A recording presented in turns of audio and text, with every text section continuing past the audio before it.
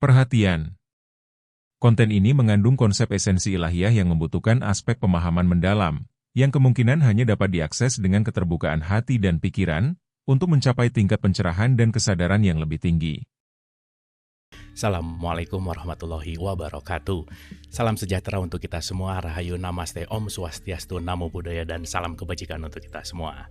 Malam hari ini kita ketemu lagi sama Mas Gobi nih, yang udah agak lama nih gak ke dialog positif ya. Kayaknya sibuk banget nih Mas Gobi nih.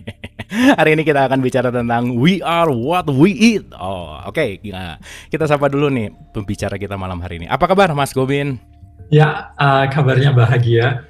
Bahagia, oke. So, malam hari ini kita akan bicara tentang we are what we eat, gitu ya. We are what we eat. Nah, we are what we eat ini seperti apa? Yang di-eat itu apa? Nah, itu akan dijelaskan sama Mas Gobin. So, seperti biasa Mas Gobin, the stage is yours, silahkan. Oh, thank you Kang Abu. Terima kasih juga teman-teman yang udah hadir di sini. Salam kenal yang bagi yang baru bertemu di sini. Saya diberi kesempatan untuk berbagi lagi. Oke. Saya pakai slide ya, Kang. Kali ini. Silakan. Oke, ini sesuatu yang mungkin belum pernah kepikiran dalam kehidupan kita. Bahwa selama ini kita, kalau saya nyebut we are what we eat, nah itu banyak orang yang berpikir bahwa eat itu adalah makanan yang lewat mulut saja, satu itu. Yang kedua adalah apa mungkin makanan kita itu membentuk diri kita? Itu pertanyaan juga yang besar. Sama seperti ketika saya pertama kali mendengar hal ini, saya pikir ini cuma bullshit, ini bohongan, ini cuma kata-kata yang bagus saja, tapi sebenarnya bukan intinya seperti itu. Tapi kemudian setelah saya belajar cukup dalam ke banyak hal dan sebagainya, saya mulai melihat bahwa apa yang kita makan itu bukan hanya lewat mulut saja. Bahkan kita bisa melihat bahwa apa yang masuk lewat panca indera kita itu adalah makanan kita yang membentuk diri kita. So, kita bisa lihat dari lewat mata, lewat telinga, hidung, mulut, bahkan setiap pori-pori yang ada di dalam diri kita pun itu adalah makanan kita. Nah, sekarang saya akan sebelum saya masuk ke satu-satu, saya cuma punya satu hal yang ada kesamaan di antara semuanya ini, yaitu hari ini kalau boleh diambil satu kata atau dua kata, yaitu kita sampai satu kesimpulan bahwa kita hari ini tuh too much itu artinya berlebih. Manusia ini kesamaannya daripada apa we are what we eat ini.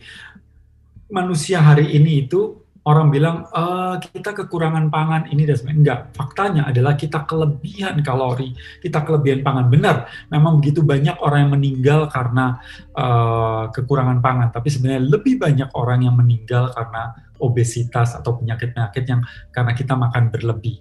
Orang stres juga karena terlalu banyak data sehingga muncul masalah. Jadi masalah kita hari ini bukan kurang sebenarnya, adalah berlebih atau too much itu. Kita kelebihan data, kita kelebihan nonton, kita kelebihan gosip, kita begitu banyak kelebihan, dan kelebihan juga apa yang disebut cinta. Tapi cinta yang di sini bukan cinta yang seperti kebanyakan, bukan seperti apa yang orang-orang suci katakan, tapi kemelekatan kita pada benda-benda, pada sosok, pada figur, pada apapun yang kita anggap sesuatu yang bakal punah, kemelekatan itu sendiri. Oke, so saya akan jabarin satu-satu kenapa kita ini hari ini punya masalah besar pada apa yang kita makan. Well,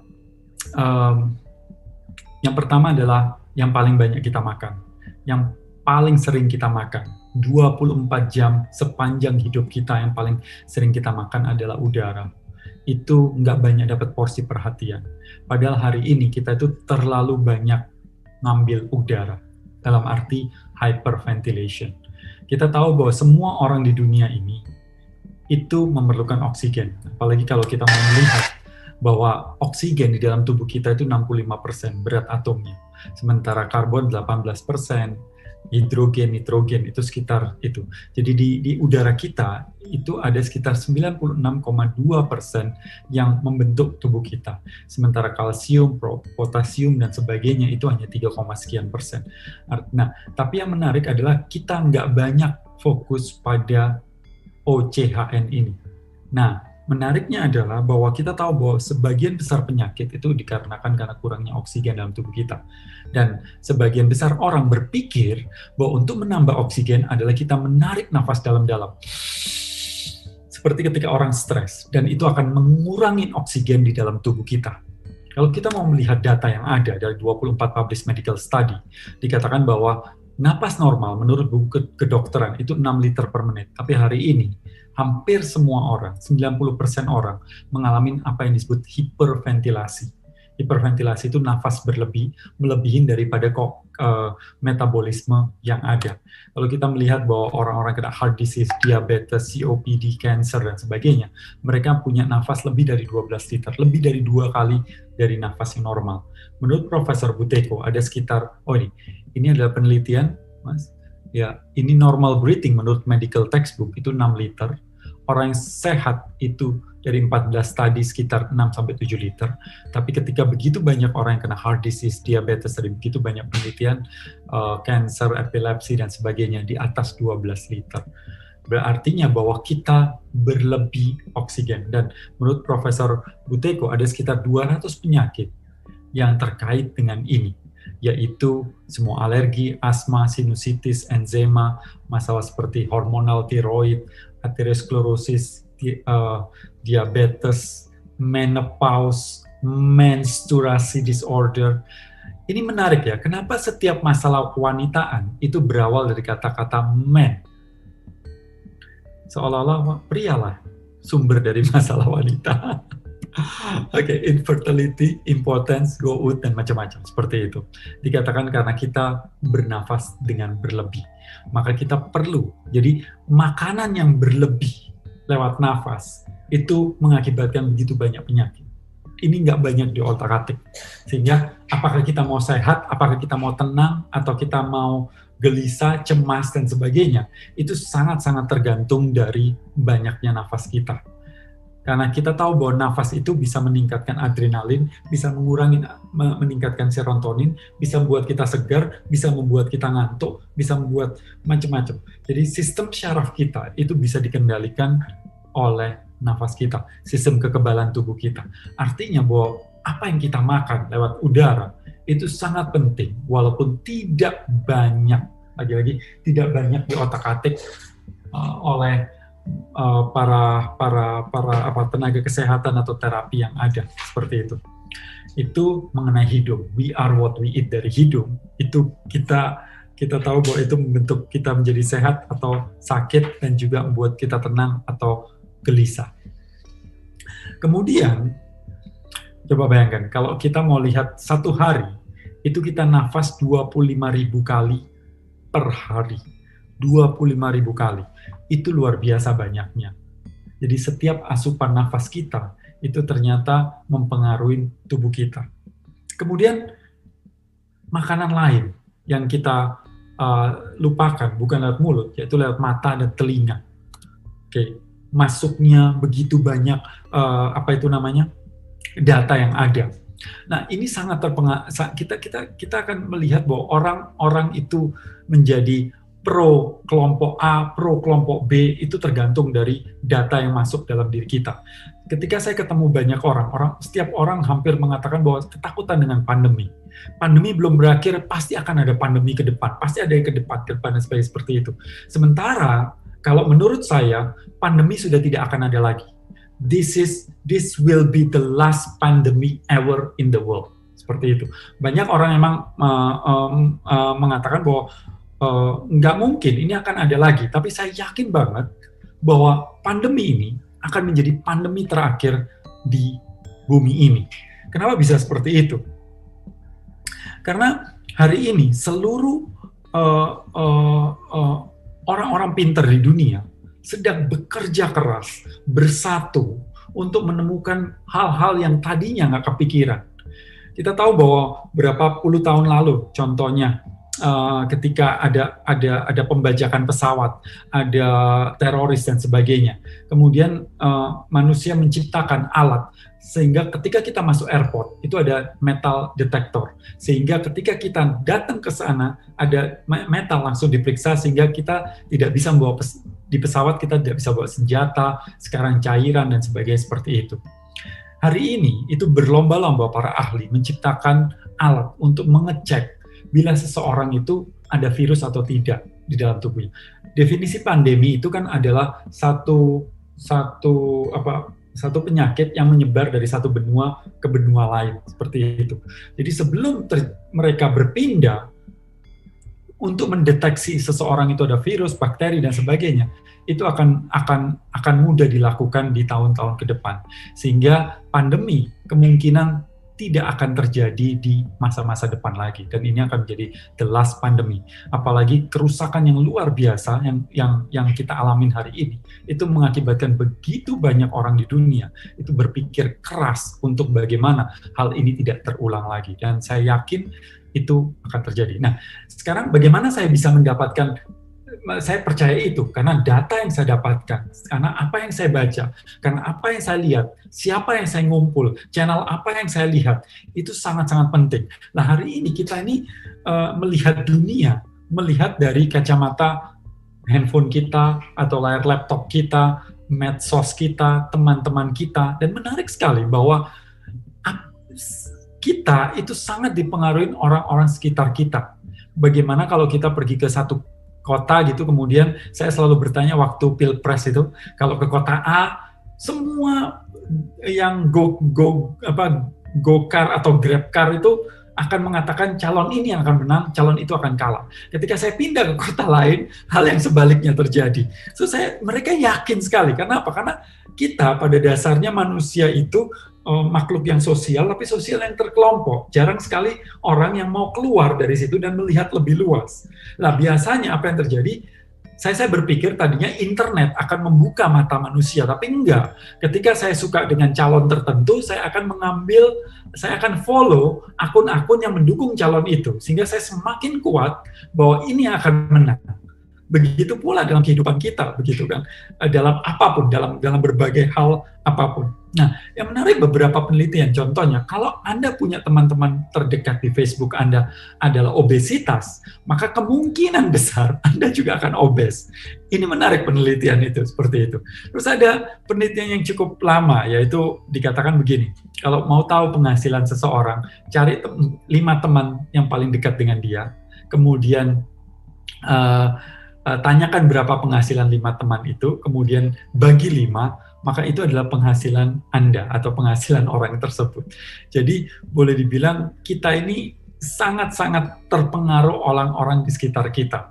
Maka apa yang kita masukkan ke dalam pikiran kita itu ya berasal dari hal-hal itu yang dekat kita, atau apa yang Anda lihat, apa yang Anda ketahui di sekitar kita ini. Oke, dan itu membentuk di dalam otak kita, membentuk suatu padanan, yaitu baik dan buruk. Ini yang menarik, baik dan buruk. Dan yang menarik adalah ketika baik dan buruk ini sudah tertempel di dalam diri kita, maka apapun yang terjadi, kita akan menguatkan hal itu. Contoh yang sekarang lagi ngetop adalah miras gitu ya. Kan miras itu barusan dicabut seperti itu, contohnya gitu. Nah, ketika kita sudah tahu bahwa miras itu jelek, karena waktu kecil kita diajarin miras itu jelek, miras itu berbahaya, itu dilarang oleh agama dan sebagainya seperti itu. Nah, ketika ada seseorang membunuh orang lain atau melakukan perampokan, dan kemudian dia dibawa pengaruh obat atau dibawa pengaruh miras, kita akan mengatakan bahwa tuh kan, gara-gara miras itu membuat orang menjadi kacau, menjadi begini, menjadi seperti itu. Tapi ada ribuan orang yang mencuri, merampok, dan membunuh tanpa pengaruh miras, kita tidak akan menghubungkan. Oke, ini bukan masalah miras, saya mendukung atau tidak mendukung miras, tapi bagaimana otak kita ini bekerja, itu karena kita sudah terkonsep baik dan buruk, dan kemudian turunannya akan memperkuat compounding hal tersebut menjadi lebih kuat lagi. Nah, padahal kalau kita mau melihat bahwa baik dan buruk ini adalah sebuah konsep, kalau seandainya, kalau Anda kayak ke Bali, Orang-orang Bali itu beli babi, dan kemudian mereka potong, dipersembahkan pada Tuhannya atau dewanya atau siapapun yang dianggap lebih daripada dirinya, dan dengan itu dia merasa bahagia, merasa happy, merasa sudah menunaikan kewajibannya dan sebagainya. Tapi di sisi lain, babi itu dipegang aja orang sudah nggak nyaman dan perasaannya kacau dan sebagainya. Bisa bayangkan sebenarnya babi itu baik apa buruk, seperti itu. Luda juga gitu. Di kita luda itu jelek, tapi kalau di Afrika mereka kalau bertemu saling meludah, artinya itu persahabatan, seperti itu. So benar-benar sesuatu konsep baik buruk dan sebagainya ini sesuatu yang sangat-sangat abstrak sebenarnya, tergantung dari data yang kita masukkan. We are what we eat. Dari situ kita masuk apa data itu, dan kemudian kita melihat dunia berdasarkan data, bukan lihat apa adanya. Kalau Anda melihat di sini bahwa orang meninggal dikubur, waktu saya kecil, saya agak malu karena teman-teman saya bilang, ngolokin saya, Gobin, kamu tahu nggak, kamu kalau mati dibakar, panas, dan sebagainya seperti itu. Padahal kalau teman-teman saya bilang, itu adalah siksaan neraka, Gobin. Neraka itu panas luar biasa.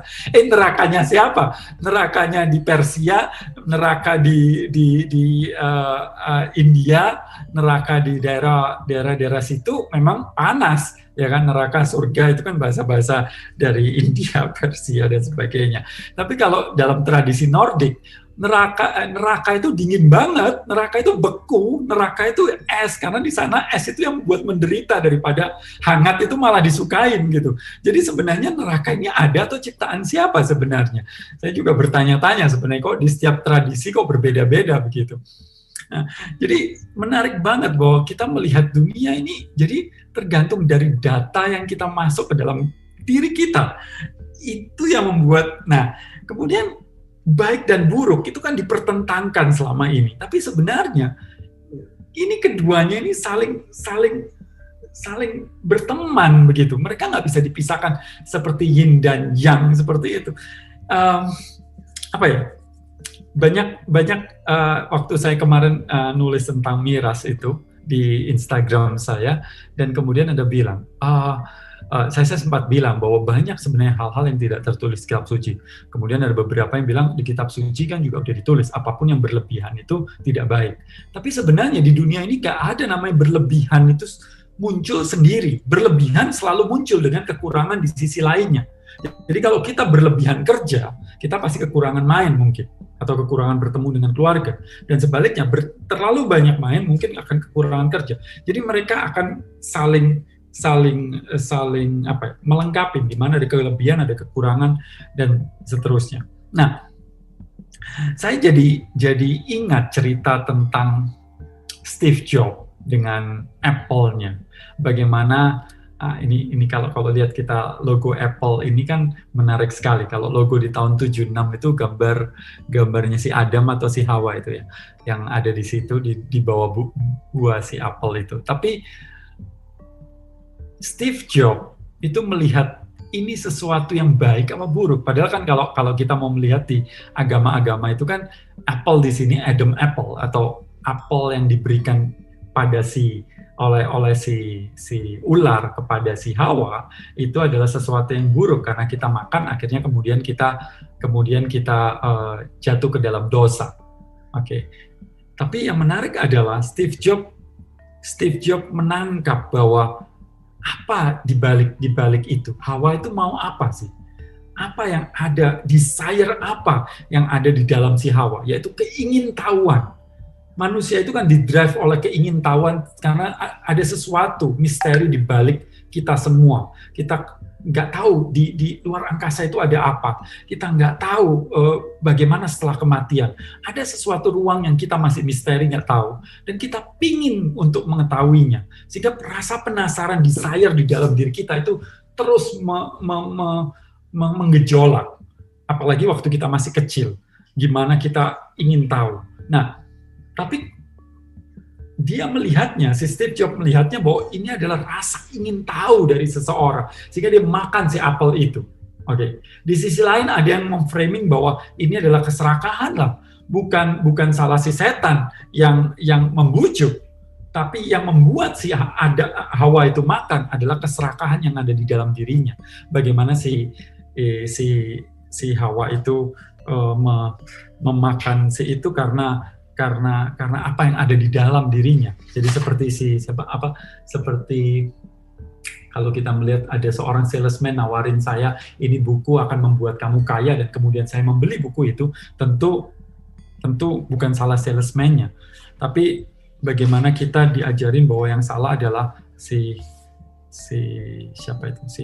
setan atau ular atau apapun, dan kemudian akhirnya kita membenci si ular dan setan itu sendiri. Nah, di sini saya mau melihat bahwa baik dan buruk, benar dan salah framing yang akan diberikan itu tergantung dari mana data yang kita dapat, dan kemudian itu membentuk siapa diri kita. Ini adalah yang di Cina, mengatakan bahwa dalam hitam ada putih dan di dalam putih ada hitam, dan seterusnya. Seperti itu. Di sini dikatakan bahwa dalam apapun yang kita anggap baik, mungkin ada jeleknya, dan di dalam apa yang kita anggap jelek, mungkin ada baiknya. Dan mereka tidak dipisahkan oleh satu garis yang keras, tapi mereka saling berpelukan antara hitam, putih, dan sebagainya. Seperti itu. Oke, so itu dari pikiran kita, membentuk apa yang kita makan, apa yang kita dapat, data, berita, cerita, dan sebagainya, itu membentuk diri kita. Nah, kemudian kita geser lagi pada apa yang kita taburkan dalam tubuh kita. Oke, sebelum kita ngomong soal makanan, kita lihat bahwa tubuh kita, apa yang kita sentuh, dan sebagainya. Setiap hari kita memberikan makanan pada tubuh kita, yaitu sabun, sampo, pasta, dan sebagainya. Semua ini akan membentuk tubuh kita. Nanti sebentar saya ceritakan bagaimana kok bisa hal-hal seperti ini membentuk tubuh kita. Ini menarik sekali. Saya udah belasan tahun tidak menggunakan sampo, sabun, pasta, dan sebagainya. Seperti itu. Tapi setiap hal yang Anda taburkan dalam tubuh kita, itu akan masuk sedikit banyak ke dalam pori-pori kita. Dan itu akan membentuk tubuh kita sesuatu yang berbeda. Karena bakteri-bakteri di dalam tubuh kita itu akan berbeda tentunya ketika kita menggunakan sabun atau tidak. Apalagi hari ini, setiap orang menggunakan hand sanitizer sampai puluhan kali, bahkan setiap harinya. Nah, gambar ini adalah gambar yang pertama kali, setelah ini, adalah gambar yang pertama kali menggugah diri saya tentang We Are What We Eat. Gambar ini diambil dari buku Bhagavad Gita. Oke, Anda lihat di sini bagaimana apa yang tentang apa yang kita makan atau apa yang kita lakukan, dan kemudian membentuk siapa diri kita, dibentuk dengan wajahnya seperti itu. Well, kemudian saya berpikir, mana mungkin sih hal itu terjadi? Emang kalau kita makan macan terus kita jadi sifatnya jadi macan dan sebagainya, seperti itu, kita keras dan sebagainya, seperti itu. Tapi yang menarik adalah penelitian-penelitian sekarang mengatakan bahwa memang kita ini manusia.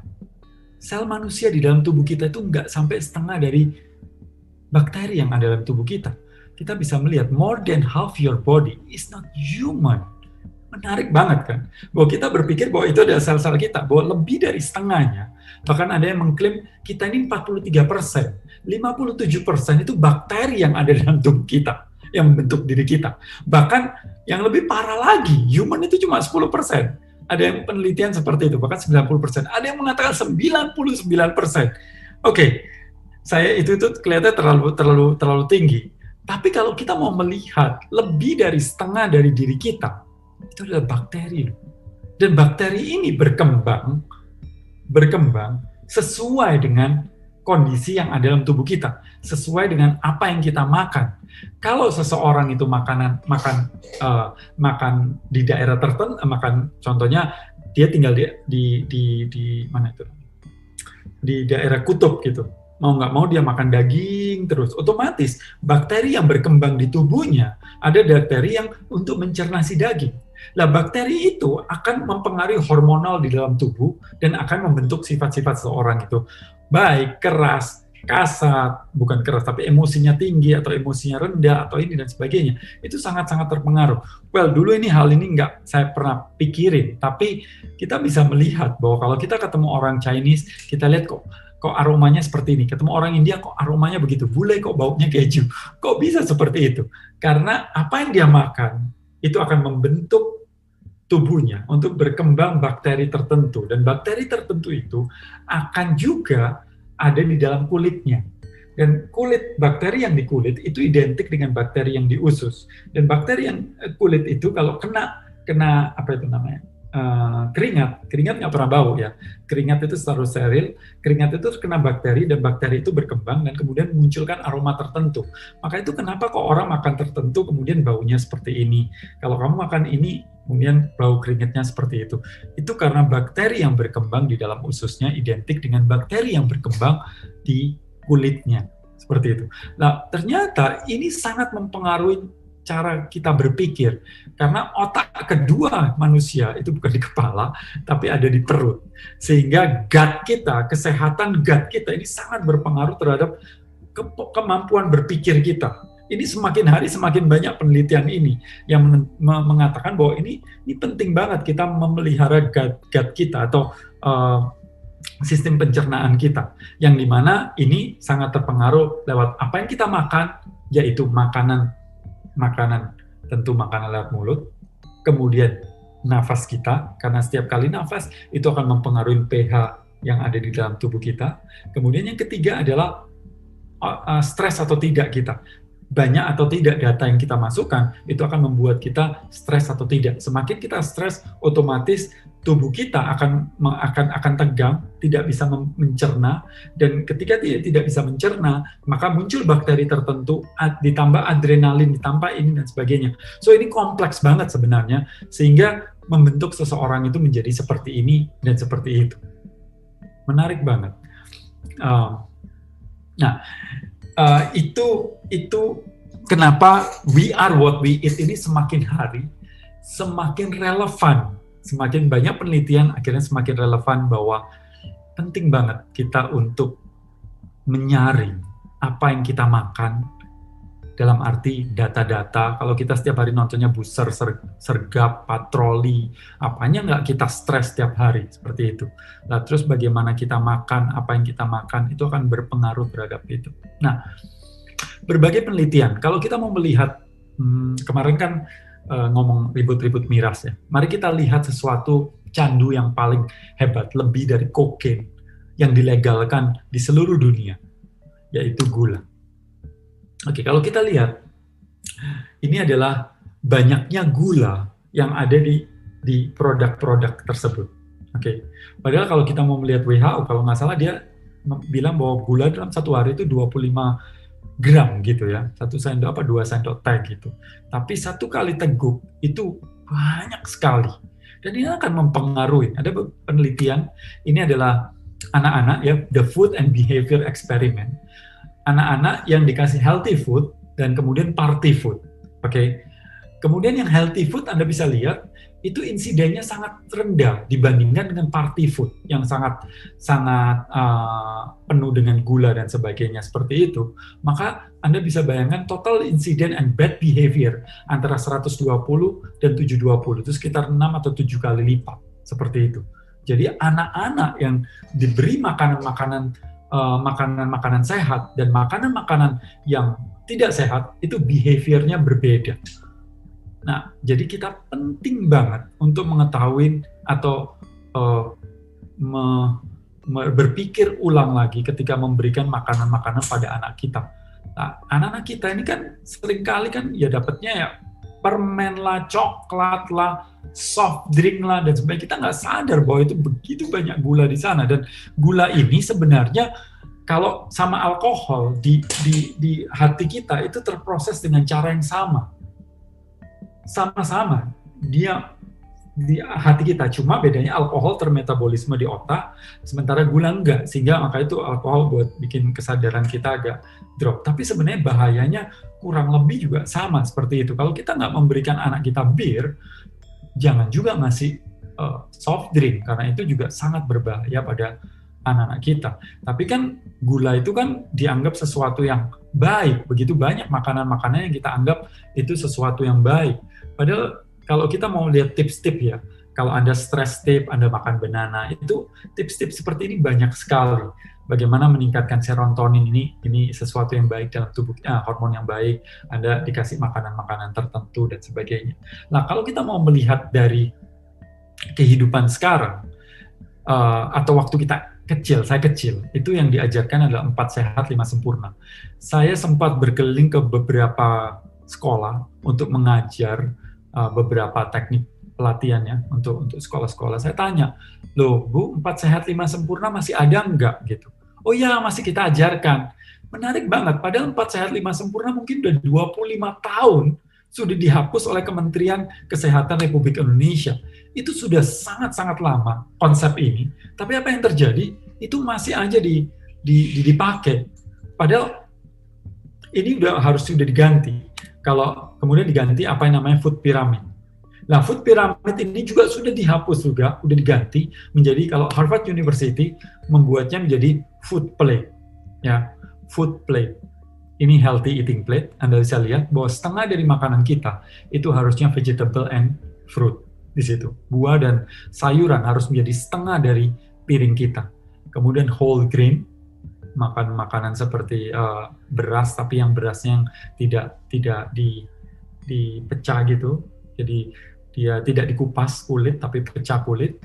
Kemudian healthy protein.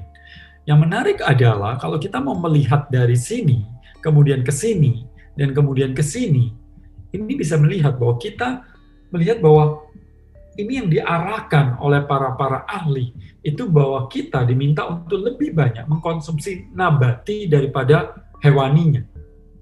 Kalau kita mau melihat dari sebelumnya, kemudian ke sini, dan ke sini. Bahkan susu di sini sudah tidak ada. Susu itu sudah dihilangkan dalam healthy plate-nya Harvard.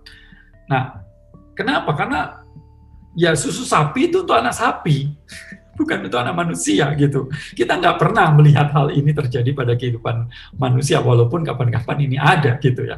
Atau nggak ada satu makhluk pun di dunia ini, tidak pernah ada yang satu makhluk yang udah dewasa masih minum susu. Nggak pernah ada. Kita nggak pernah ketemu seperti ini. Oke. Jadi hanya manusia lah satu-satunya makhluk yang minum susu bukan dari induknya, dan satu-satunya makhluk yang sudah dewasa masih minum susu. Tapi coba perhatikan, susu ini membuat banyak kerusakan dalam kehidupan kita sebenarnya, walaupun dikatakan sehat. Saya sempat setahun lalu kalau nggak salah, saya sempat memotret beberapa susu yang ada beredar di pasaran kita. Menarik banget bahwa sebagian besar, contohnya saya mau nyebut nama, emang saya udah nyebutin namanya di Instagram saya. Saya sempat foto dan saya itu juga, Milo. 40% itu adalah gula. Kalau Anda lihat Hilo yang tumbuh itu ke atas, bukan ke samping, 57% adalah gula. Bisa bayangin 57%. Mereka jualan susu apa jualan gula gitu, seperti itu. Susunya udah nggak oke, apalagi gulanya segitu banyak. Dan itu sangat-sangat berbahaya. Makanan-makanan yang dianggap sehat, seperti itu. Belum lagi efek dari lingkungannya. Anda bisa lihat bahwa ini menurut catatan Program Lingkungan Perserikatan Bangsa-Bangsa, UNEP, mengatakan untuk memproduksi 1 liter susu, itu dibutuhkan 1.000 liter air. Dan membutuhkan sekitar 16.000 liter air untuk menghasilkan 1 potong hamburger. Jadi untuk 1 liter susu itu perlu 1.000 liter air. Sebegitu borosnya susu itu. Nah, ini yang paling menarik menurut saya, bahwa ini saya dapatkan dari slide-nya waktu ikut pelatihan dengan Anthony Robbins. Dikatakan begini, bahwa di dalam kehidupan kita ini hari ini kan masih ngeributin soal kalori, nutrisi, gizi, dan sebagainya. Bahwa ke depannya kita akan ngomong soal frekuensi. Nah, dikatakan bahwa manusia itu otaknya sekitar 70-90 MHz. Kemudian jantungnya 65. Ada yang bagian 40. Jadi rata-rata kita itu sekitar 60-80 MHz. Kalau seandainya kita makan makanan yang megahertz-nya kurang atau frekuensinya rendah, maka dia akan mempengaruhi kita. Nah, makanan-makanan yang seperti yang dikalengkan, apakah itu daging atau sayur, pokoknya udah kalengan seperti itu 0 MHz. coklat itu 1,3, fried chicken, burger, ya dan sebagainya itu sangat rendah seperti itu. Nah, fruit itu kurang lebih sama seperti kita, green vegetable itu lebih tinggi sedikit dari kita, running komputer, tapi kan kita nggak mungkin makan running komputer sampai 400 MHz. Nah, yang menarik adalah rose atau bunga mawar itu punya energi yang cukup tinggi. Jadi bunga-bungaan itu bagus banget. Sayangnya di kita, kenapa kita nggak makan bunga? Karena ambasador pemakan bunga itu si Susana. Dan Susana selalu main film-film yang horor-horor itu. Jadi agak sulit sebenarnya kita, jadi akhirnya agak-agak gimana gitu melihat bunga itu. Padahal kalau kita mau melihat bahwa dikatakan itu bahaya, banyak dukun-dukun. Ketika kita punya masalah dan kemudian kita ke dukun dan kemudian dukun bilang kamu mandi bunga gitu, wah itu dibilang yang aneh-aneh lah seperti itu. Tapi padahal sebenarnya kalau kita pergi ke spa, di spa juga kita disuruh mandi bunga gitu, berendam di air bunga gitu. Pada dasarnya bunga karena mempunyai energi yang cukup oke. Nah, saya selalu bilang kalau kita mendarat di Bali itu kan wow, paradis gitu. Kalau mendarat di Soekarno-Hatta, Paramax gitu ya. Atau kalau di sini Paramita, kalau di sana parah banget gitu ya. Nah, kenapa begitu? Bali itu disukain orang seluruh dunia. Menurut saya karena salah satunya karena bunga setiap hari disebarkan di seluruh, ada ribuan ton di seluruh penjuru, dan itu akan sangat-sangat membuat Bali mempunyai sesuatu daya yang luar biasa karena frekuensi bunga yang luar biasa. Kenapa kita pergi ke makam dan menabur bunga? Menurut saya nggak lebih tidak kurang karena orang ke makam itu dalam keadaan sedih, dan ketika kita menabur bunga dan itu akan membuat si energinya lebih oke, seperti itu. Jadi makanan ini ternyata energinya beda-beda. Nah, ini adalah suku Hunza, di mana umurnya sekitar 120 sampai 140 tahun. Kenapa dia begitu? Satu, dia tinggal di dataran tinggi. Orang-orang tinggal di dataran tinggi itu less oksigen. Seperti kita, terlalu banyak ambil oksigen, maka itu penuaan dini terjadi cepat. Mereka sedikit oksigen, sehingga makanannya sedikit. Yang kedua, dia makan makanannya natural, tidak diproses dan sebagainya. Kemudian dia banyak gerak, karena ruangnya naik turun dan sebagainya. Sehingga itu yang membuat mereka menjadi jauh lebih tinggi umurnya dibanding kita. Nah, oke. So, dan yang menarik adalah 90% makanan mereka adalah makanan alami yang berbasis nabati. Jadi kalau kita mau melihat di sini bahwa yang ada di sini atau ada yang ada di sini, itu dunia ini mengarah ke arah nabati. So ini menarik, dan itu yang akan nanti saya akan jelaskan lebih detail kenapa dan apa efeknya ke dunia kita ini. Lanjut ya. Nah, kalau kita mau melihat ini, banyak ketika saya berbicara soal nabati, Pak, kita kan omnivora. Ya, kalau kita mau melihat ini ada karnivor, omnivor, dari gigi, dari macam-macam seperti itu. Kita lebih cocok di mana? Anda bisa lihat sendiri. Apakah kita lebih herbivore, frugivore, human, seperti itu. Kalau kita mau melihat dari otot-otot wajah kita, oke. Kemudian gigi seri, gigi taring, gigi geraham, ya. Kita mempunyai gigi geraham, seperti itu. Kemudian gerakan mengunyah, air liur, keasaman lambung, panjang usus, bentuk kuku, maka tubuh manusia cenderung untuk makan makanan yang bersifat nabati. Nah, kalau kita mau melihat panjang usus manusia, itu sekitar 11 kali daripada panjang tubuhnya, sekitar 12 meteran. Sementara kalau kita mau melihat singa, kucing, anjing, itu sekitar 3-6 kali dari tubuhnya. Artinya bahwa tubuh manusia dan hewan-hewan herbivora itu lebih cocok. Maksudnya tubuh manusia lebih cocok makan nabati, karena kalau dia makan daging, maka daging cepat membusuk dan dia akan sulit tercerna di dalam usus, sehingga dengan proses usus yang panjang, ini akan membusuk dan berbahaya. Sementara kalau kita makan makanan, kalau hewan-hewan karnivora, itu akan gampang sekali keluar. Nah, ini saya, oke, good. Ini mengenai itu. Nah, sekarang saya mau ke sesuatu slide yang sangat penting menurut saya, dan ini ada hubungannya dengan corona hari ini yang diributkan oleh begitu banyak orang di dunia. Oke. Tapi teman-teman kalau ada yang mau bertanya, monggo ya, karena setelah ini saya akan masuk ke ngomongin soal makanan dan lingkungan.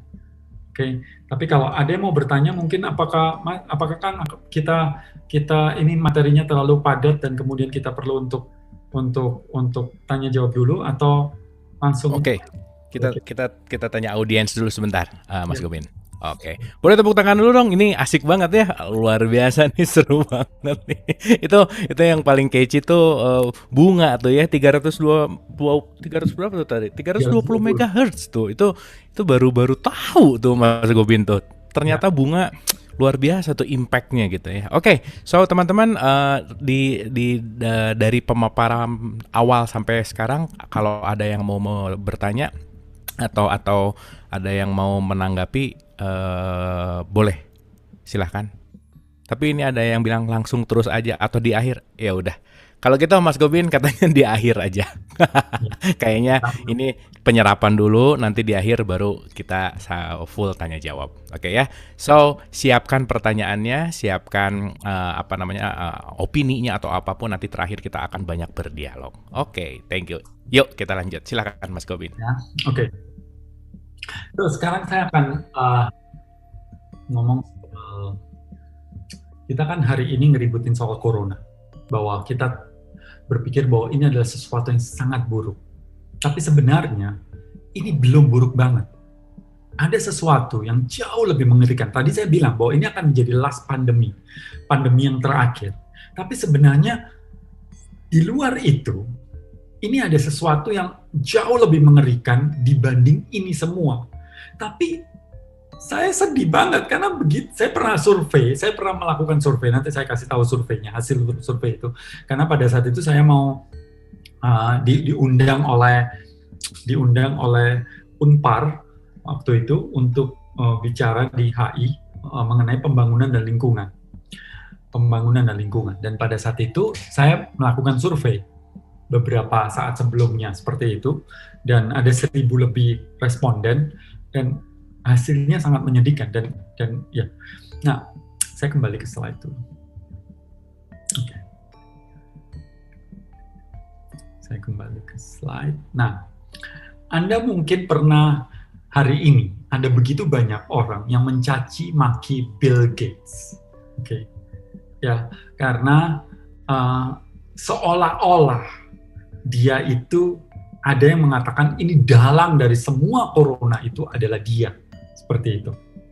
Nah, ini menarik. Saya nggak mempunyai pemikiran seperti itu, walaupun apakah dia mengambil keuntungan atau tidak, tapi menurut saya Bill Gates adalah seseorang yang pintar. Bill Gates adalah seseorang yang bukan hanya pintar, tapi juga kaya. Ini menarik sekali. Kalau saya kembali ke masa di lalu, orang-orang yang kaya, orang-orang yang pintar, kalau kita menurut hukum agama atau di agama, tapi saya nggak ngomong soal agamanya, saya ngomong sejarahnya, bahwa semua yang disebut nabi-nabi itu kaya, kecuali Yesus. Yesus sama Buddha aja yang nggak kaya. Buddha tadinya kaya, tapi kalau kita mau melihat yang sebelumnya, itu semuanya kaya, termasuk Nabi Nuh, yang meramalkan akan adanya bencana ke depan. Begitu. Tapi yang menarik adalah ya kan selalu seperti itu ya, bahwa saya nggak mau bilang bahwa Bill Gates adalah nabi. Nanti ada yang marah, sama seperti ketika orang Yahudi percaya bahwa akan ada Mesias yang akan datang, tapi ketika Mesias itu datang, yang dipercaya Mesias adalah oleh orang Kristen, orang Yahudi bilang enggak, malah mereka memusuhinya. Seperti itu, dan selalu seperti itu dalam kehidupan. Sejarah selalu berulang dengan cara yang berbeda, tapi kurang lebih sama seperti itu. Nah, saya melihat Bill Gates ini mempunyai pemikiran yang masuk ke depan, yang jauh ke depan. Dan maka itu kemudian 5 tahun lalu dia berkata bahwa ada bahaya yang besar ke depan, yaitu virus yang menyebar. Dan itu berbahaya banget. Dan itu terjadi, benar. Nah, kemudian dia mengatakan di akhir-akhir ini bahwa sebenarnya ada 2 hal yang lebih bahaya dibandingkan virus corona. Yang pertama adalah bioterrorism, artinya bahwa orang-orang teroris akan tidak memanfaatkan senjata lagi, pesawat lagi, tapi dia akan memanfaatkan biologi seperti virus-virus ini untuk mengacaukan dunia. Tapi yang lebih bahaya daripada itu adalah perubahan iklim. Ini bukan sekarang. Ini udah cerita, udah begitu lama bahwa bahaya perubahan iklim ini sudah ada dari dulu dan dibicarakan. Walaupun pada saat pemerintahan Donald Trump, Amerika mencabut, tidak masuk ke forum itu, dan kemudian Joe Biden masuk lagi ke sana. Ya, yang menarik adalah saya sering kali berbicara pada orang-orang tentang program perubahan iklim, tapi emang gue pikirin, saya sampai penasaran, akhirnya saya mencari tahu kenapa orang begitu cuek. Nanti saya kasih tahu kenapa kita begitu cuek. Tapi sebelumnya, saya penasaran juga sebenarnya orang ini tahu nggak sih perubahan iklim ini apa penyebabnya? Dan kalau ada satu tindakan yang paling efektif untuk menghilangkan atau mengurangi perubahan iklim, apa yang harus dilakukan? Jadi kan, what are you willing to do to save planet? Kalau Anda punya satu hal yang harus dilakukan untuk menyelamatkan planet, apa yang Anda harus lakukan? Nah, saya bertanya di Facebook beberapa tahun lalu saya bertanya tindakan apa yang paling penting yang bisa kita lakukan untuk menyelamatkan bumi dari kerusakan lingkungan. Mungkin Anda udah berpikir, oh, saya harus menanam pohon dan sebagainya. Betul sekali bahwa ini adalah dari 1087 orang, dan jawabannya adalah kurang lebih begini. Kita harus mengurangi sampah, membuang sampah pada tempatnya itu sekitar 21%, menanam pohon sekitar 17%, hemat, jadi kita mengurangi konsumsi, menggunakan transportasi yang umum dan sebagainya itu sekitar 23%. Menggunakan produk alami, jadi sabun ganti ini sekitar 2%. Kesadaran harus tingkatkan seperti pendidikan, kita harus lebih ini, dan ya kata-kata yang indah itu, nah itu sekitar 21%, dan menjadi vegan atau mengurangi konsumsi daging sekitar 7%. Nah, kemudian saya bertanya, kok bisa sih orang itu punya pemikiran sampah, pohon, hemat, ini, itu. Kenapa bisa seperti itu? Ya karena we are what we eat, karena makanan-makanan kita. Setiap hari kita dapatkan iklan yang kurang lebih seperti itu. Save water, ya kan? Kita cerita-cerita itu. Kemudian bring your own bottle, seperti itu kan? Ya kan? Kemudian iklan kalau pakai mobil seperti ini, kalau pakai bus seperti ini, kalau pakai bicycle seperti ini. Ini kan iklan-iklan yang disampaikan secara kepada kita bahwa untuk mengurangi perubahan iklim ini, kita perlu untuk melakukan tindakan-tindakan, yaitu menghemat ini dan sebagainya. Bahwa jangan-jangan kita setiap hari nggak sadar kita melakukan sesuatu yang benar-benar membuat dunia ini menjadi seperti sekarang ini. Nah, ini adalah penerima Nobel, yang satu adalah si Rajendra Pachauri, yaitu Ketua IPCC, Intergovernmental Panel of Climate Change, jadi satu badan yang dibuat oleh UN, United Nations atau PBB, untuk ngurusin global warming atau perubahan iklim itu. Dan yang paling menarik adalah mereka membuat laporan. Laporan ini dari FAO dan Livestock Long Shadow, seperti itu. Dan yang paling menarik adalah bahwa ada satu industri yang paling merusak lebih daripada semua industri yang ada di dunia ini. Dan industri itu apa? Kita mungkin nggak sadar bahwa itu adalah peternakan. Bahkan pernah disebut ini adalah sesuatu yang sangat takut untuk diucapkan oleh IPCC berapa waktu lalu. Tapi kini sudah saatnya kami harus mengatakan bahwa kurangilah konsumsi daging. Daging benar-benar komoditas penghasil karbon yang signifikan. Mereka punya 3 saran utama. Saran utama yang pertama adalah jangan makan daging, kurang kendarain sepeda, dan jadilah konsumen yang hemat. Kenapa bisa seperti itu? Waktu saya membaca ini, saya merasa, mana mungkin. Tapi ini penelitian dari UN, kenapa kok dia berani bilang ini? Ini kan interpanel government untuk climate change, tapi kenapa saya nggak pernah dengar hal ini? Kemana aja gitu? Ketika saya bertanya pada 1.000 orang, hanya 7% yang mengatakan ini. 93% nggak pernah mendengar bahwa apa hubungannya. Nah, kalau Anda mau melihat datanya, saya bisa uraikan semua datanya, dan semua data bukan dibuat oleh kelompok-kelompok vegetarian atau vegan, seperti itu. Nah, coba perhatikan data ini. Di dunia ini, water usage atau penggunaan air untuk kita itu 100 billion gallon. Sementara untuk peternakan 34 triliun galon. Oke. Semua ada data resminya ya. Kalau Anda mau minta, nanti saya kasih website-nya. Oke. Penggunaan air untuk domestik itu 5%. Oke. Sementara Anda lihat 55% adalah untuk agriculture atau animal agriculture atau peternakan. Jadi untuk memproduksi 1 pound beef atau sekitar 1 lb itu 1 pound setengah kilo ya. Itu sekitar 2,5 apa itu? Saya kok nggak bisa lihat nih. Ya. Untuk memproduksi 1 hamburger itu perlu sekitar 660 galon air, yang dimana bisa untuk mandi 2 bulan. Mandi kita sekeluarga 2 bulan. Untuk memproduksi 1 pound beef itu 2.500 galon air, 1 egg atau telur itu 477 galon, 1 cheese itu 900 galon. Oke. Nah, kalau Anda berkata bahwa penghasil emisi karbon dioksida itu terbanyak adalah transportasi. Seluruh transportasi di dunia, digabung darat, laut, udara, itu menghasilkan 13, sementara peternakan itu 18%. Bahkan data ini diupdate lagi menjadi 51%. Menarik sekali. Nah, jadi kalau seandainya kita mau melihat mana yang lebih irit, orang yang pakai sepeda dan makan daging, atau mereka yang tidak makan daging namun pakai mobil Hammer. Ternyata penelitiannya mengatakan lebih baik Anda naik mobil yang paling boros di dunia dan Anda menjadi tidak makan daging, itu jauh lebih ramah lingkungan daripada sebaliknya. Seperti itu. Oke.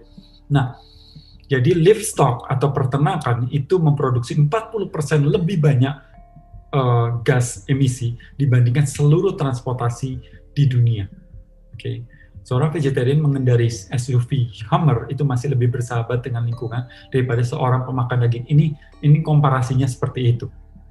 Nah, ini banyak banget. Anda nanti bisa lihat banyak banget tentang apa itu namanya penelitian ini tentang itu, ya. Nah, yang menarik adalah ini. Kalau kita untuk membuat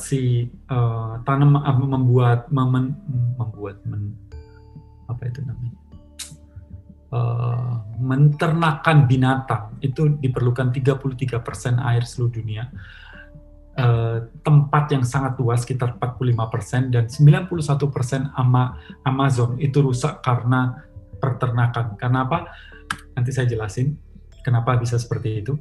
Palm oil yang di Indonesia digembar-gemborkan merusak hutan, itu sebenarnya merusak sekitar 25 acre palm oil ada di dunia ini, tapi untuk peternakan itu 136 million acre. Jadi perbandingannya cukup signifikan, dan pupnya atau limbahnya hewan atau sapi itu 130 kali daripada limbah manusia. Begitu banyak, 130 kali, bukan sesuatu yang kecil. Dan di sendawa dan di BAB-nya si hewan itu mengandung gas yang disebut CO2, NO, dan gas metana. Nah, ini yang tadi sudah dilihat bahwa 1 milk sama 100 galon, ini sudah, ini udah. Nah, oke. Ini adalah penggunaan manusia, ya. Ada 7 miliar manusia, air perlu sekitar 5,2 billion gallon, makanan sekitar perlu 21 billion. Sementara ada sekitar 1,5 miliar sapi di dunia, itu memerlukan 45 billion gallon, memerlukan 135 billion food. Artinya bahwa makanan banyak sekali tidak digunakan untuk manusia, tapi digunakan untuk hewan. Oke? Coba kata-kata ini. We are growing. Sebenarnya manusia ini, alam ini, atau bumi ini, itu bisa memenuhi pangannya, itu bisa memenuhi 12-15 miliar orang. Tapi hari ini 7 miliar orang di dunia. Kenapa ada 1 miliar orang yang tidak bisa makan atau susah makan? Sementara makanan itu kemana semua? Nyata sebagian besar banget jumlahnya, apakah itu legum atau biji-bijian, itu diberikan bukan pada manusia, tapi diberikan pada hewan. Seperti itu. Ini perbandingannya. Anda bisa lihat source-nya seperti ini ya. Ini adalah gas CO2 yang diproduksi. Kalau Anda buat potato, maka itu adalah CO2-nya.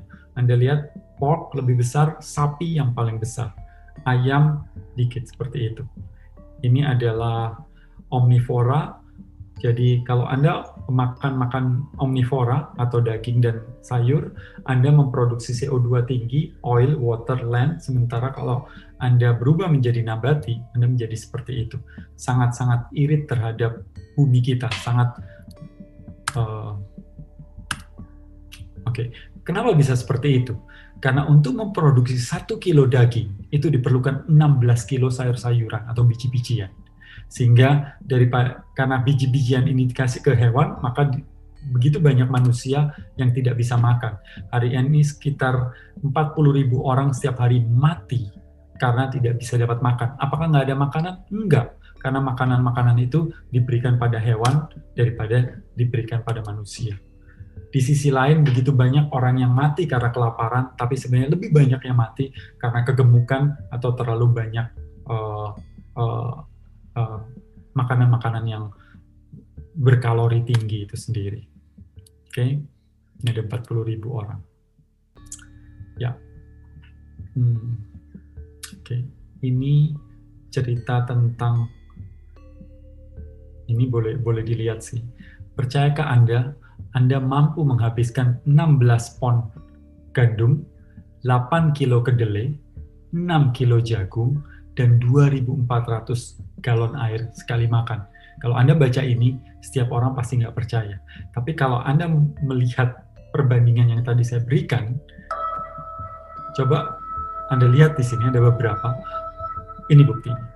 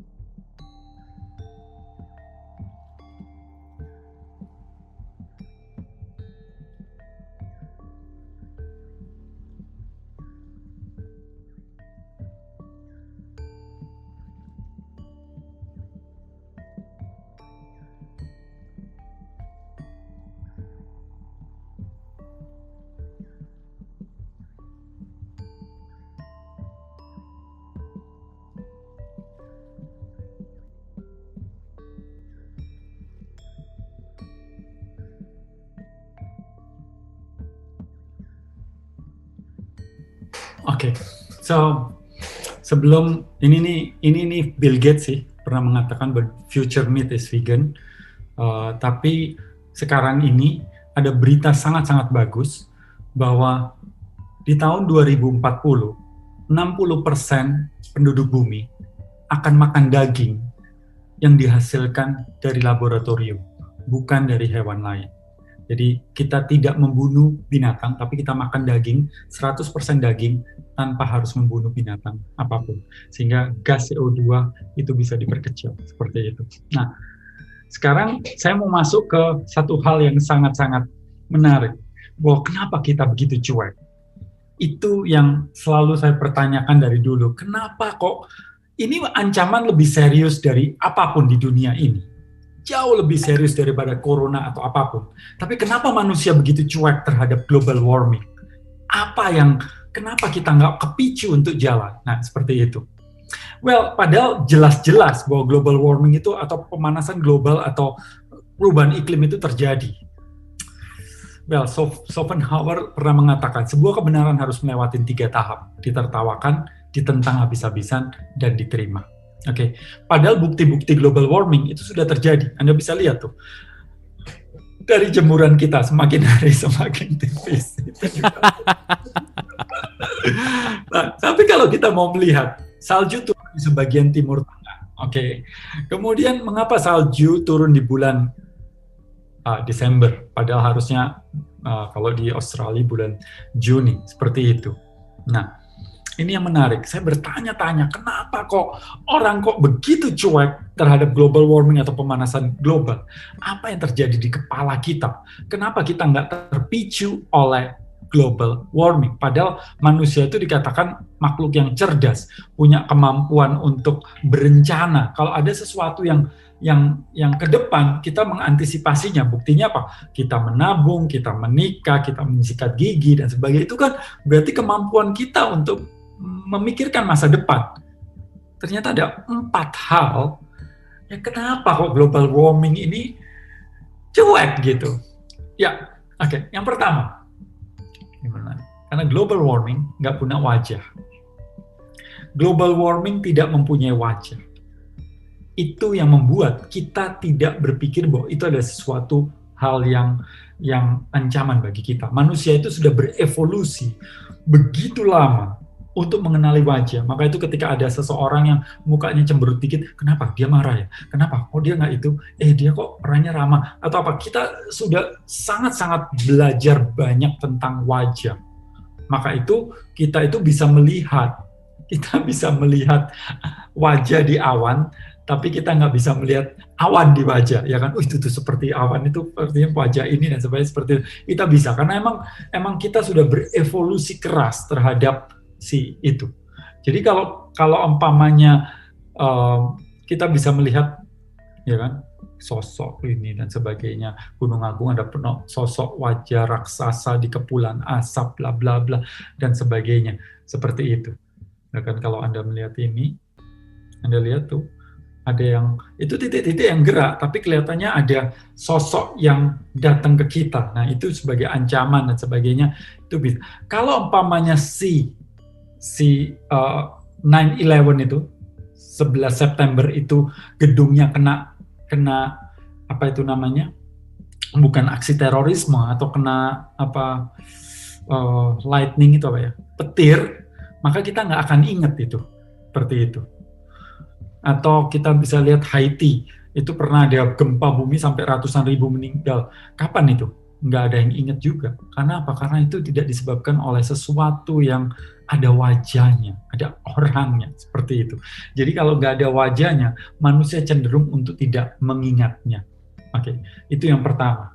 Oke, karena global warming nggak punya wajah. Di otak kita ini nggak terpicu untuk seperti itu. Oke, yang kedua adalah moral issue. Global warming itu bukan dikarenakan karena gay atau perselingkuhan atau apa dan sebagainya seperti itu, sehingga kita tidak terpicu. Beda dengan HIV/AIDS. HIV/AIDS begitu ditakutin pada saat itu karena di awalnya diceritakan karena HIV/AIDS itu beredar di kalangan gay atau sesama jenis. Maka itu kemudian orang begitu ribut, ketakutan banget dengan si HIV/AIDS itu sendiri. Kemudian global warming tidak terjadi saat ini. Otak kita walaupun sudah berevolusi yang bagian depan ini untuk mikirkan masa depan, tapi baru 20%, sementara 80% adalah ngurusin saat ini. Jadi ketika ada bencana datang seperti longsor atau banjir, baru kita ribut. Tapi setelah Jakarta nggak banjir lagi, cuek lagi. Kita seolah berpikir padahal setiap tahun itu kan banjir kan. Tapi kenapa kita kok bertindak yang serius pada saat pas banjir?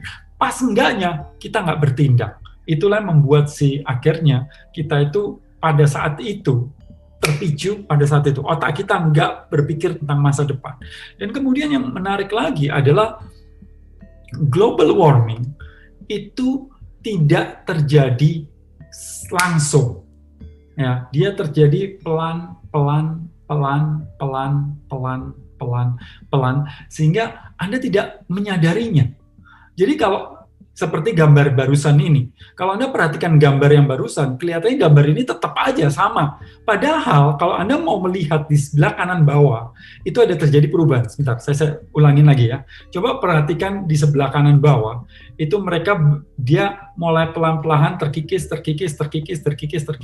dan mulai habis. Ya, seperti itu. Secara pelan-pelan. Kita nggak sadar hal itu karena global warming terjadi sangat pelan sekali. Sehingga kalau kita mau melihat, kalau nenek moyang kita di 100 tahun lalu atau 200 tahun lalu dihidupkan kembali sekarang, dia akan merasakan bahwa dia kok semua kita kecil seperti sekarang ini. Padahal bedanya ini di bulan yang sama, di tahun 85, di tempat yang sama, di foto, jadi di bulan yang sama ya, di hari yang sama, tapi yang satu udah S-nya penuh, yang satunya enggak. Anda bisa lihat di sini juga, nih, ini bulan yang sama, 23 nih.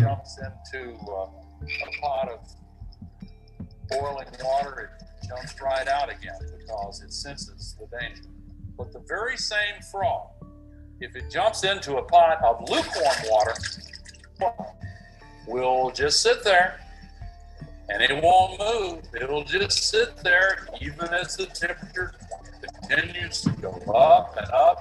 It will stay there until it's important to rescue the frog. So yeah, intinya bahwa kalau kita langsung masuk ke air panas, ya kita tahu lah, kita langsung. Tapi kalau itu di pelan-pelan naik suhunya, kita nggak sadar bahwa ini kenapa kok global warming hari ini tidak memicu otak kita, karena dia tidak ada wajah, dia tidak ada urusannya dengan moral. Kemudian yang ketiga adalah dia terjadi bukan saat ini, dan juga dia terjadi sangat lambat. 4 hal inilah yang membuat si global warming ini tidak dicerna. Oke, saya rasa itu hal yang bisa saya sampaikan hari ini tentang apa yang kita makan ternyata mempengaruhi kehidupan masa depan kita. Terima kasih. Oke, luar biasa, boleh tepuk tangan dulu nih. Mind blowing banget ya, speechless Mas Gobin. Dengernya jadi wah jadi lemas gitu. Ya, karena happening gitu ya. Ini sedang terjadi dan yang pasti terjadinya juga pelan tapi cepat gitu ya. Dia rapid gitu. Terjadinya terus dan ya balik lagi kita kejar-kejaran sama kesadaran, berarti itu intinya. Ya. Oke, Mas Gobin, malam hari ini kita semua mendapatkan pencerahan yang luar biasa, saya rasa, tentang kehidupan, tentang we are what we eat itu ternyata bukan hanya apa yang kita makan, tetapi global warming itu tadi yang luar biasa gitu ya, impact-nya superb deh, pokoknya mind blowing. Mudah-mudahan kita bisa menyerap dan ada perbaikan lah gitu. Oke, so kita langsung ke tanya jawab nih ke Mas Aryo dulu nih. Silakan Mas Aryo. Kalau diizinkan saya ingin mengajukan 2 pertanyaan. Ya, silakan Mas Aryo. Ya, tadi kan kalau diperhatikan ya, tuh pemaparannya tuh kalau saya lihat tuh lebih kepada isu global ya. Saya pengen bertanya spesifik tentang konteks yang di Indonesia nih. Jadi untuk pertanyaan pertama, kalau saya perhatikan sebagian orang tuh menderita kanker karena ada perubahan pola makanan. Jadi yang awalnya makan makanannya penuh rempah, kemudian beralih ke makanan yang dalam tanda petik makanan modern lah, yang cuma pakai garam, lada, dan bawang. Rempah-rempah Indonesia ini selain cocok untuk bumbu makanan, juga mengandung obat anti kanker. Nah, tapi di sisi lain harga cabai terkadang naik turun, sehingga kadang-kadang ya bikin susah lah untuk kita tetap konsumsi yang tadi seperti dibilang menghindari daging gitu ya. Jadi sebenarnya ini fenomena seperti apa sih? Jadi karena memang rasa setelah berubah atau karena zaman berubah atau seperti apa? Itu pertanyaan yang pertama. Oke, pola makannya kemudian, gitu ya maksudnya ya? Iya.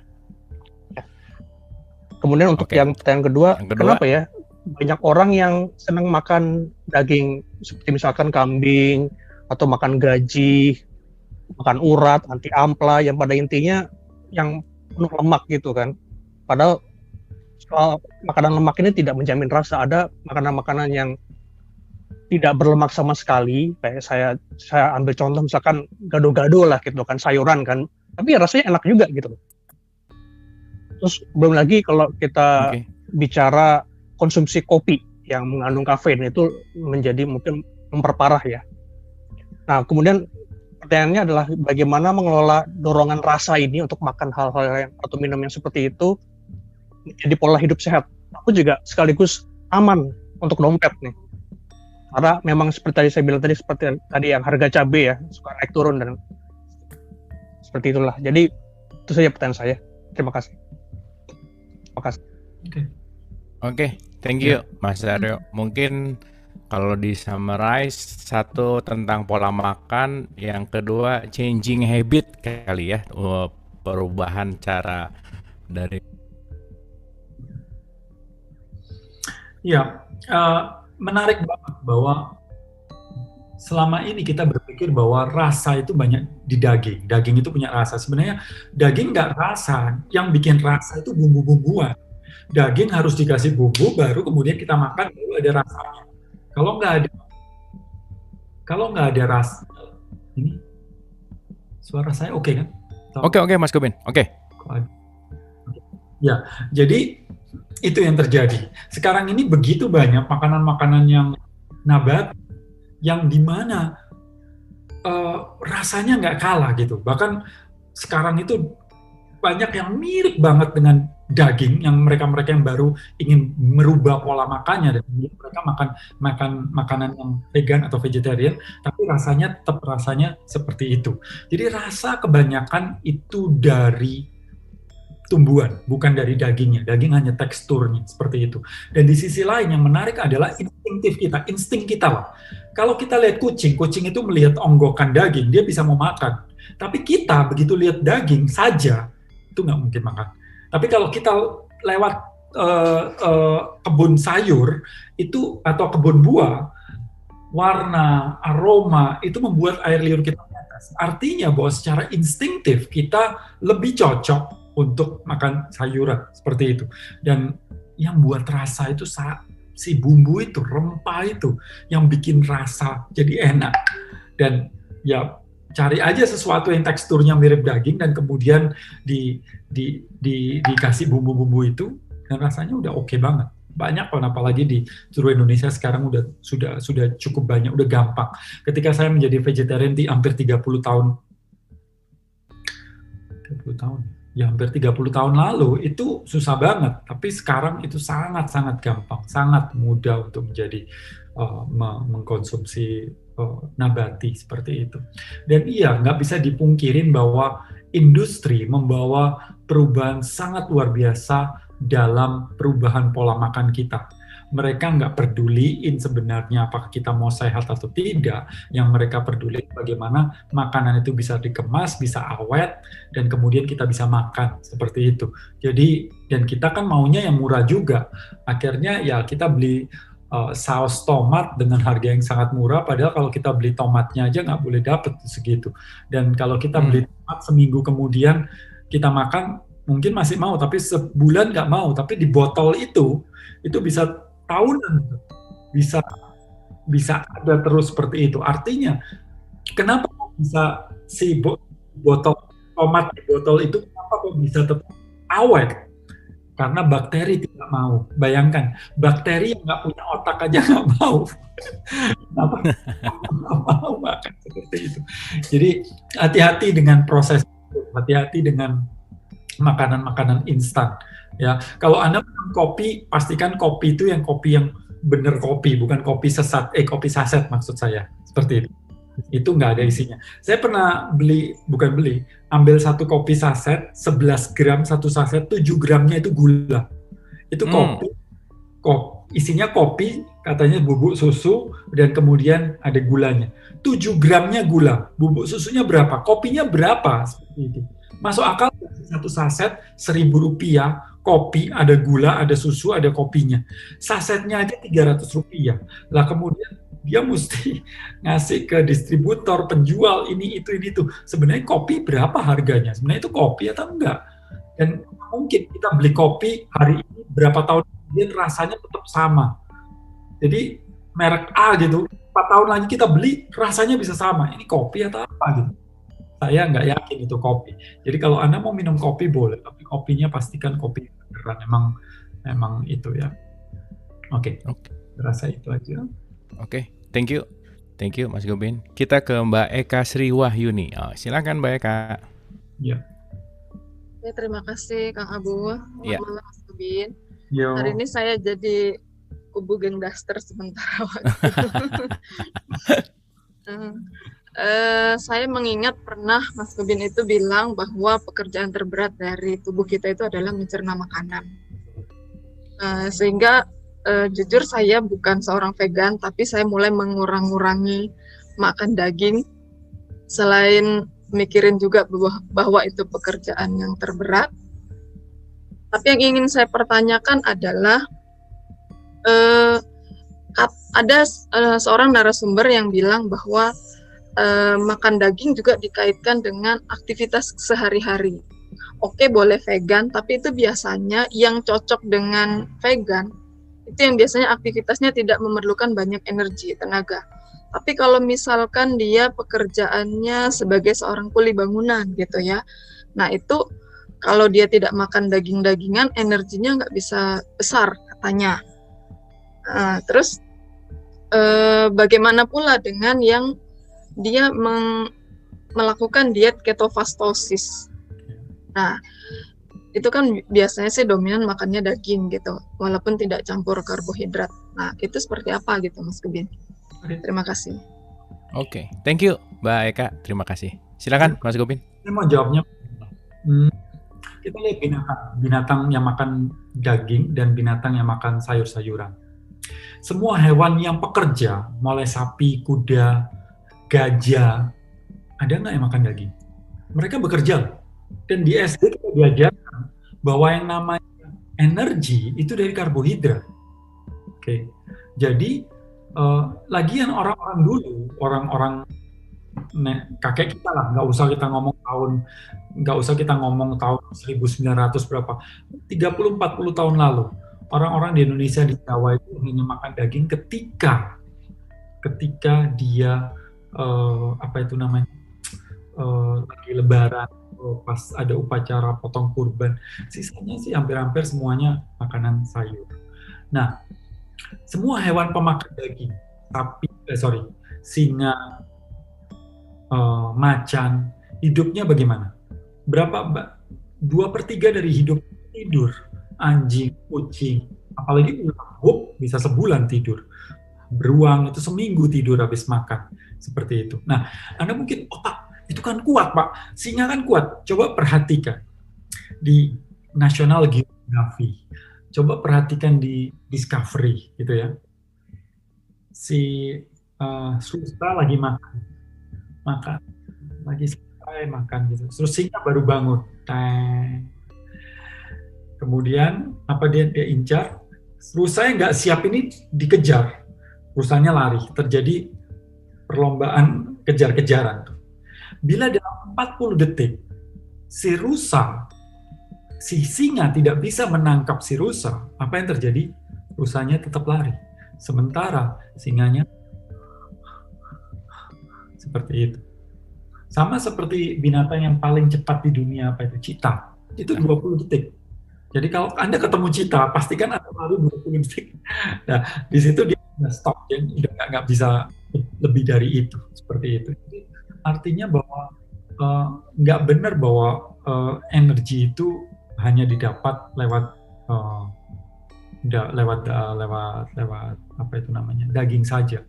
Kalau kita bisa mengolahnya, kita bisa tahu karena semua asam amino ada kok di dalam tumbuh-tumbuhan seperti itu. Protein juga lebih banyak di tumbuhan, maksud saya di kacang-kacangan banyak, di brokoli banyak dan sebagainya, bisa seperti itu. Saya kalau Anda kalau seandainya itu tuh susah, paling enggak kita kurangin. Ini bukan masalah Anda harus jadi vegan atau enggak, itu bukan seperti itu, tapi kita ini melihat ancaman yang sangat luar biasa untuk dunia. Nah, apa yang kita bisa lakukan? Apa kontribusi kita terhadap kehidupan ini? Seperti itu. Kan kita dibilang sayang anak, kita ingin menciptakan dunia yang lebih baik untuk anak-anak kita. Tapi kemudian kalau seandainya dunianya lebih kacau, lebih hancur, berarti kan kita mewarisin apa untuk anak kita ini? Apakah kita sayang sama anak kita? Karena ketika es itu meleleh, permukaan yang di Antartika itu meleleh, bukan hanya kenaikan sekitar 60 meter dari air laut, which is Jakarta pasti udah hilang, tapi juga di bawah Antartika itu ada sekitar 130 gunung api yang siap meletus, dan di situ penuh dengan metana, dan ya itu sangat berbahaya seperti itu menurut saya. Jadi kita perlu untuk berpikir di sana, jangan mikirin tentang diri kita sendiri aja, tapi bagaimana masa depan dunia ini. Kecuali emang diciptakan, saya optimis bahwa ke depannya manusia akan menjadi lebih banyak yang nabati. Itu dilihat tadi kan saya sempat jelasin bahwa 4 sehat 5 sempurna, kemudian sampai Harvard University itu juga lari ke nabati. Sementara orang mengatakan ketofastosis, ya memang sekarang lagi ngetop banget tentang itu, tapi bisa kok dengan menjadi vegan tanpa keto. Atau satu hal lagi, bahwa ketofastosis atau diet keto itu sampai sekarang belum disepakatin para ahli dunia. Ahli dunia masih melihat bahwa diet apa itu namanya, diet yang seimbang antara protein, karbo, protein, lemak dan sebagainya, itulah yang paling baik seperti itu. Jadi bahkan diet golongan darah pun itu belum ada jurnalnya.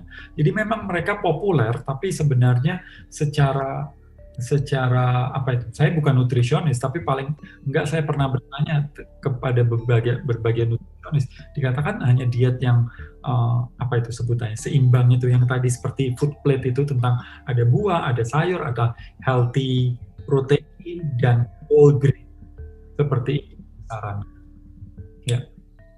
Oke, thank you Mas Gubin, terima kasih. Ini ada 2 pertanyaan sekaligus karena berkaitan sama nafas, jadi mungkin bisa langsung dijawab.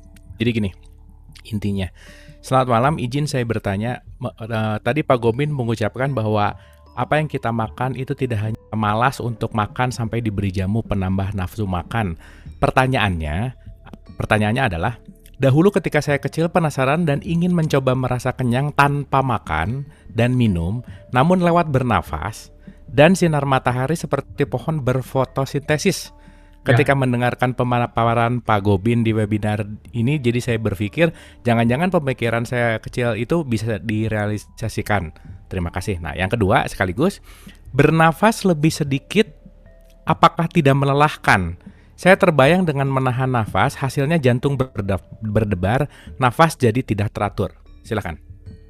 Ya, saya jawab yang kedua dulu karena yang pertama itu banget. Oke, bernafas lebih sedikit itu bukan kita menahan, tapi itu ada tekniknya. Saya mengajarkan teknik Buteyko yang dimana nantinya, ingat ya, nantinya kita itu lagi ngobrol, lagi ngapain, itu nafas kita menjadi lebih sedikit. Oke, jadi kita bukan yang setiap kali ingat napasnya sedikit-sedikit gitu. Jadi kita memprogram otak kita yang ngurusin nafas, yang di oblongata namanya, itu diprogram untuk nafas kita sedikit. Tujuannya adalah untuk meningkatkan kadar oksigen. Dengan nafas sedikit, maka karbon dioksida akan meningkat. Dan karbon dioksida ini sangat diperlukan untuk menekan, untuk memisahkan antara hemoglobin dan oksigen supaya oksigen masuk ke dalam sel. Ingat bahwa dengan nafas yang banyak, oksigen kita akan turun dan itu akan melelahkan. Oke, saya mempunyai energi yang sangat besar karena mengelola nafas ini.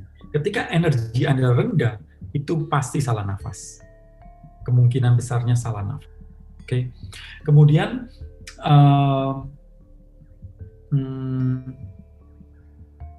apa lagi? Tadi yang kedua dikatakan bahwa nafas, lelah, kemudian apa lagi tadi, Mas Kang? Bentar. Balik lagi ke pertanyaan. Nafas jadi berdebar, jantung berdebar, nafas jadi tidak teratur. Ya, karena nggak tahu tekniknya, karena tidak tahu tekniknya. Kalau saya yakin, ketika Anda mengatur nafas lebih sedikit, detak jantung akan turun, tekanan darah akan turun, itu otomatis. Oke, saya bisa menurunkan hanya dengan nafas, ngatur nafas, saya bisa menurunkan detak jantung saya dari 80 ke 40 contohnya. Seperti itu, hanya dalam beberapa menit saja. Seperti itu. Itu keajaiban nafas. Satu-satunya yang bisa masuk ke dalam tubuh kita, yang mengatur saraf kita, meningkatkan adrenalin, mengeluarkan serotonin, meningkatkan kekebalan tubuh, membuat saya ngantuk, membuat saya semangat, semua itu bisa dikendalikan lewat nafas.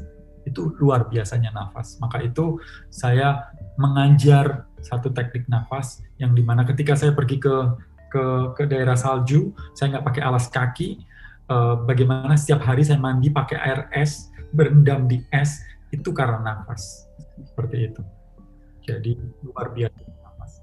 Kemudian yang kedua, pertanyaan pertama, sebenarnya itu cita-cita saya waktu kecil.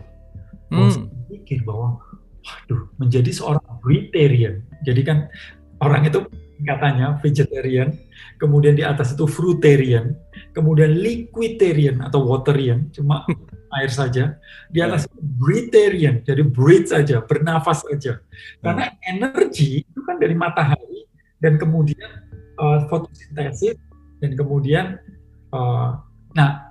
secara teori memang dikatakan ada orang-orang breatharian yang mereka pakai matahari dan ngatur nafasnya dan kemudian dia bisa hidup seperti itu.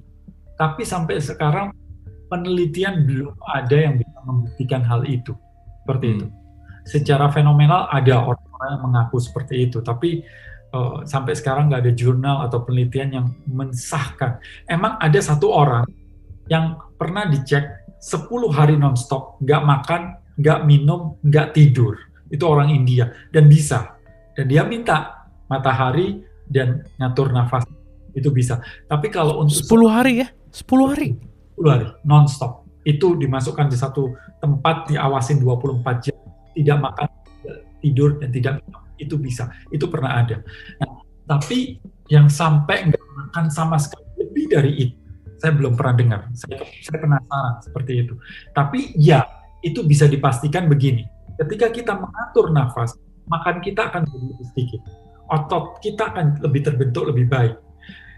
Begini kan, banyak orang sampai sekarang nggak sadar bahwa ketika kita kehilangan 10 kilo dari tubuh kita, berat kita turun di 10 kilo gitu. Hilangnya kemana sih? Sebagian bilang, oh itu jadi energi. Lah energi kan nggak bisa hilang begitu saja. Harus berbentuk. Kalau buku ini saya bakar, maka buku ini hilang benar, tapi dia jadi partikel-partikel kecil. Nah, 8,5 kilonya dari 10 kilo kita hilang, itu hilangnya lewat nafas. Jadi jadi karbon dioksida, ingat ya, karbon itu ada beratnya. Ketika kita tarik udara itu 21% oksigen, 0,04% karbon dioksida. Ketika kita keluar sekitar 5% karbon dioksida. Karbon dioksida itu hasil apa? Hasil pembakaran. Jadi kalau ini saya bakar, jadi partikel-partikel karbon kecil kan. Itu yang keluar dari nafas. Itu hasil pembakaran yang ada di dalam. Jadi itulah 8,5 kilo dari 10 kilo berat badan kita yang hilang. Itu lewat nafas. Jadi menarik banget bagaimana kita bisa membuat badan kita menjadi lebih ideal hanya dengan mengatur nafas.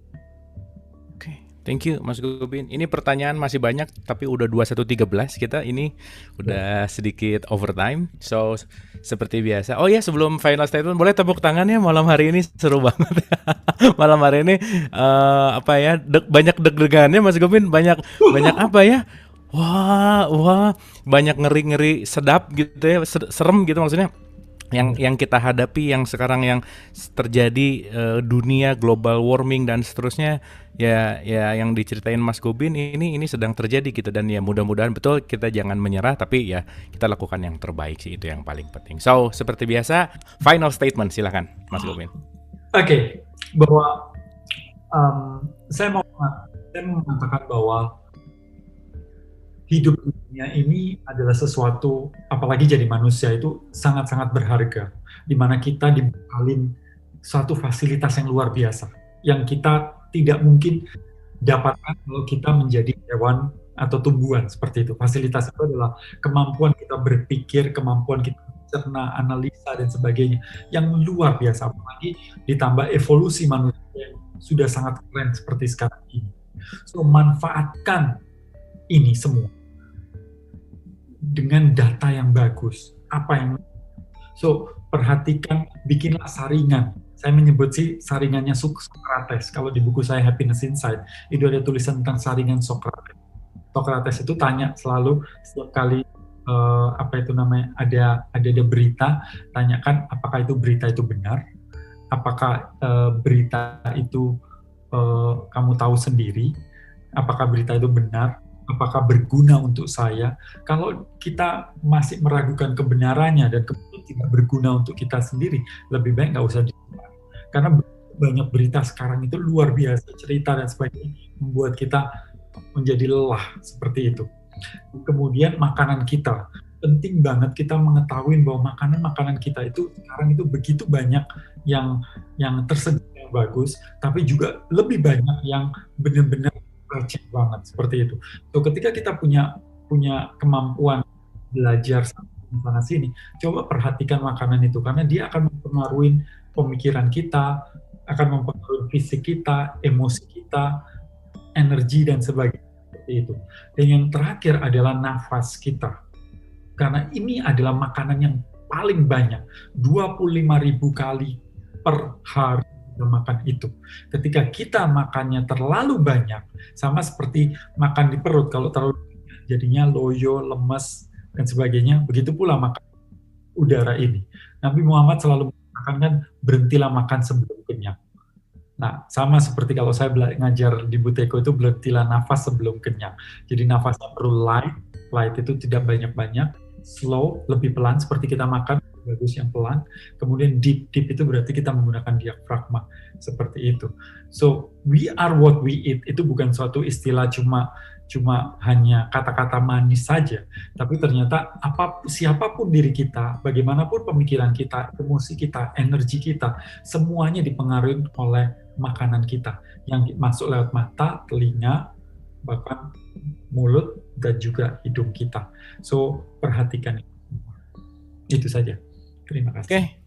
Terima kasih. Boleh tepuk tangan yang paling kenceng nih, luar biasa ya malam hari ini, Jumat malam hari ini kita benar-benar disuguhi siraman ilmu gitu ya, insight yang benar-benar super mind blowing.